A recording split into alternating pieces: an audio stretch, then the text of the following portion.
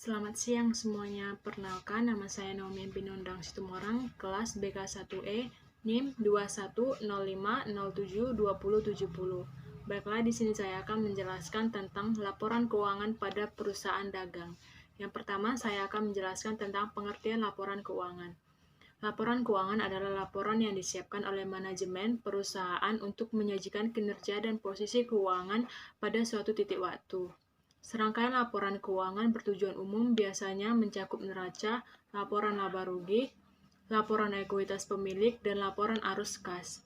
Laporan ini disiapkan untuk memberi pengguna di luar perusahaan seperti investor dan kreditor lebih banyak informasi tentang posisi keuangan perusahaan.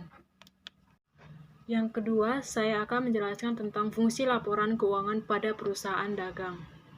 10 fungsi pokok laporan keuangan bagi perusahaan dagang yaitu yang pertama, laporan untuk pengawasan keuangan. Yang kedua, dasar prinsip pendapatan. Yang ketiga, prinsip penentuan dividen. Yang keempat, dasar pembayaran dividen.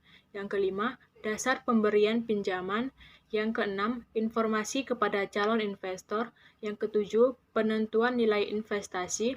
Yang kedelapan, kontrol pengawasan pemerintah. Yang kesembilan, dasar pengendalian biaya. Yang ke-10, dasar prinsip perpajakan. Yang ketiga, saya akan menjelaskan tentang metode pencatatan pada perusahaan dagang. Yang pertama, metode periodik, yaitu metode yang digunakan untuk mencatat hal-hal yang berkaitan dengan persediaan barang dalam suatu perusahaan dagang, di mana persediaan dicatat dan dihitung hanya pada awal serta akhir periode akuntansi saja untuk menentukan beban pokok penjualannya.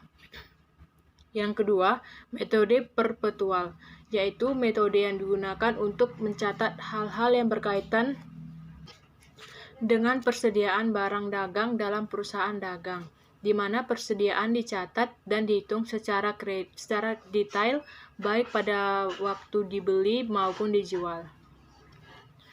Yang keempat, saya akan menjelaskan tentang jenis-jenis laporan keuangan pada perusahaan dagang.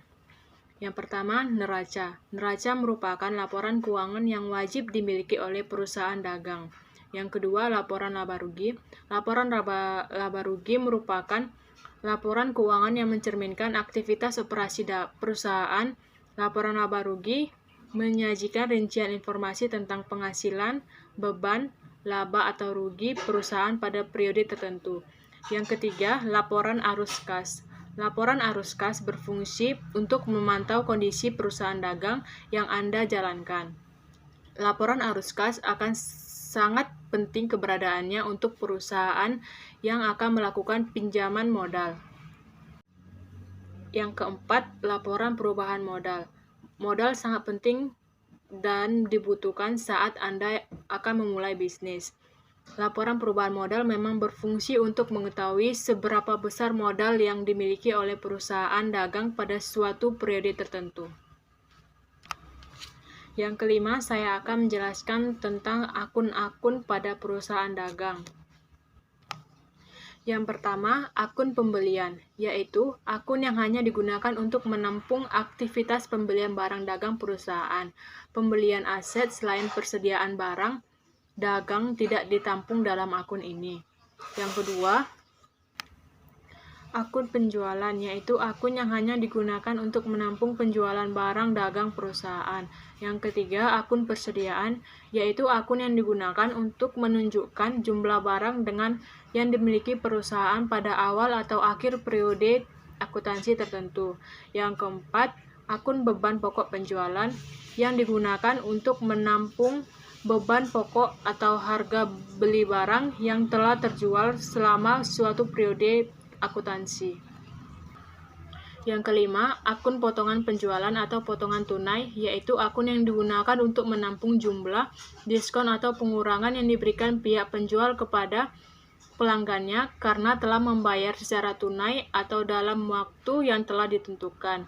Yang keenam, akun retur penjualan, yaitu akun yang digunakan untuk menampung sejumlah barang yang telah dijual tetapi dikembalikan lagi oleh pihak pembeli karena tidak ada kesesuaian pesanan.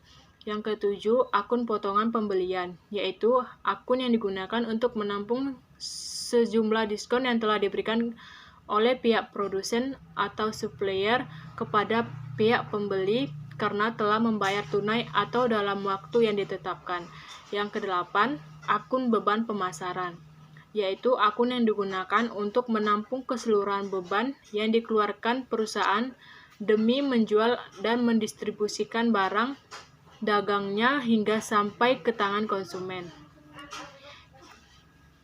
Yang kesembilan, akun beban administrasi dan umum, yaitu akun yang digunakan untuk menampung keseluruhan beban operasi kantor guna perencanaan dan pengendalian secara umum.